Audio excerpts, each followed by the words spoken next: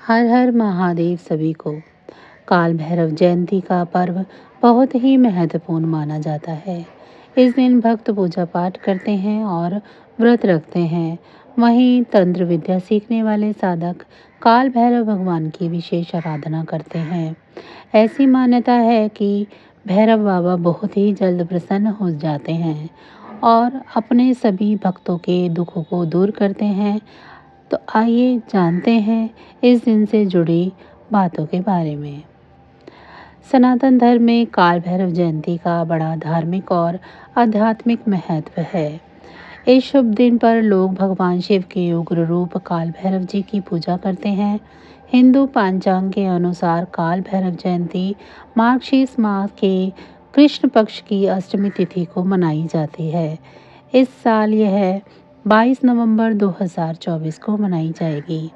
ऐसी मान्यता है कि इस शुभ दिन पर पूजा पाठ और व्रत करने से जीवन की सभी बाधाओं का अंत होता है। इसके साथ ही घर में खुशहाली आती है।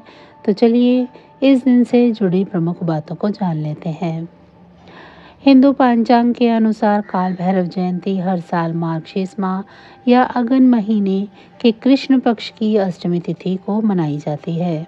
इस दिन सुबह जल्दी उठकर स्नान करें, भगवान शिव के उग्र रूप यानी भैरव बाबा का ध्यान करें, सूर्यदेव को अर्घ्य दें, पूजा कक्ष की सफाई अच्छे से कर लें, भगवान काल भैरव की एक प्रतिमा स्थापित करें, उन्हें चंदन का तिलक लगाएं, फूल माला अर्पित करें, मीठी रोटी और हलवे का भोग लगाएं, काल भैरव अष्टकम और मंत्रों का पाठ करें, आरती से पूजा को पूरी करें, शंखनाद करें, भगवान काल भैरव का आशीर्वाद लें। शाम को भी विधि पूर्वक काल भैरव जी की पूजा करें, मंदिर जाएं और चौमुखी दीपक जलाएं, गरीबों को भोजन खिलाएं, तामसिक चीज़ों से परहेज करें, कुत्ते को मीठी रोटी खिलाएं। ऐसा करने से भैरव बाबा की कृपा प्राप्त होगी। एक बार भगवान ब्रह्मा, विष्णु और महेश यानी त्रिदेवों के बीच इस बात को लेकर विवाद हो गया कि उनमें से कौन श्रेष्ठ है।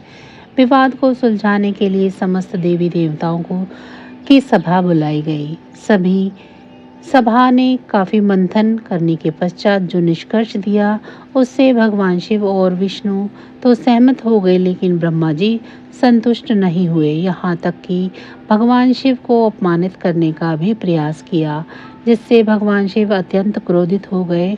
भगवान शंकर के इस भयंकर रूप से ही काल भैरव की उत्पत्ति हुई। सभा में उपस्थित समस्त देवी देवता शिव के इस रूप को देखकर थर्राने लगे।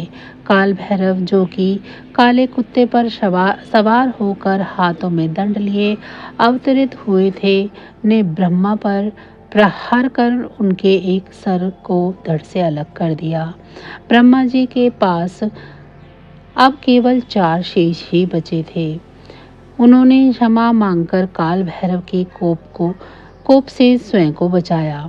ब्रह्मा जी के माफी मांगने पर भगवान शिव पुनः अपने रूप में आ गए, लेकिन काल भैरव पर ब्रह्मा हत्या का दोष चढ़ चुका था, जिससे मुक्ति के लिए वे कई वर्षों तक यत्र तत्र भटकते हुए वाराणसी में पहुंचे, जहां उन्हें इस श्राप से मुक्ति मिली। भगवान काल भैरव को मां कालेश्वर दंडाधिपति भी कहा जाता है। वाराणसी में दंड से मुक्ति मिलने के कारण उन्हें दंडपानी भी कहा जाता है। कालाष्टमी के दिन काल भैरव की पूजा और व्रत रखने का विधान है। इनकी पूजा और अर्चना विधि विधान के साथ करनी चाहिए। इनका व्रत रखने से सभी तरह के कष्टों से मुक्ति मिलती है और जीवन में आने वाली सभी बाधाएं दूर हो जाती हैं। माना जाता है कि काल भैरव की पूजा करने से सभी तरह के ग्रह, नक्षत्र और क्रूर ग्रहों के अशुभ प्रभाव खत्म हो जाते हैं। काल भैरव का स्वरूप विकराल एवं क्रोधी है। काल भैरव के एक हाथ में छड़ी है तो उनका वाहन काला कुत्ता है। इसीलिए भैरव रूप में काले कुत्ते को भोजन कराने का भी विशेष महत्व बताया जाता है। भैरवनाथ को मदिरा का प्रसाद प्रिय है।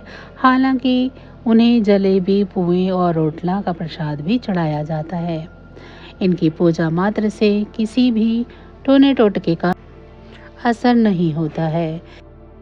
किसी मरीज में वास करने वाली बुरी आत्मा या नकारात्मक ऊर्जा से भी छुटकारा मिलता है। शनिवार या मंगलवार को काल भैरव की पूजा से बुरी शक्तियां दूर भागती हैं।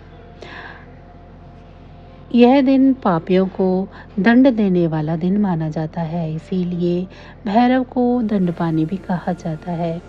कालाष्टमी के दिन शिव शंकर के इस रूप भैरव का जन्म हुआ था। भैरव का अर्थ है भय को हरने वाला, इसीलिए ऐसा माना जाता है कि कालाष्टमी के दिन जो भी व्यक्ति काल भैरव की पूजा करने से भय का नाश होता है। कालाष्टमी के दिन भगवान शिव, माता पार्वती और काल भैरव की पूजा करनी चाहिए। विद्वानों का मानना है कि ये पूजा रात में की जाती है। तो बस आज की जानकारी इतनी ही थी। फिर मिलेंगे हम आपको ऐसी ही किसी अन्य जानकारी के साथ अगली वीडियो में। तब तक अगर आपको मेरी ये जानकारी अच्छी लगी है तो वीडियो को लाइक करें। चैनल को अभी तक सब्सक्राइब नहीं किया है तो चैनल को सब्सक्राइब कर लें और कमेंट बॉक्स में हर हर महादेव ज़रूर लिखें।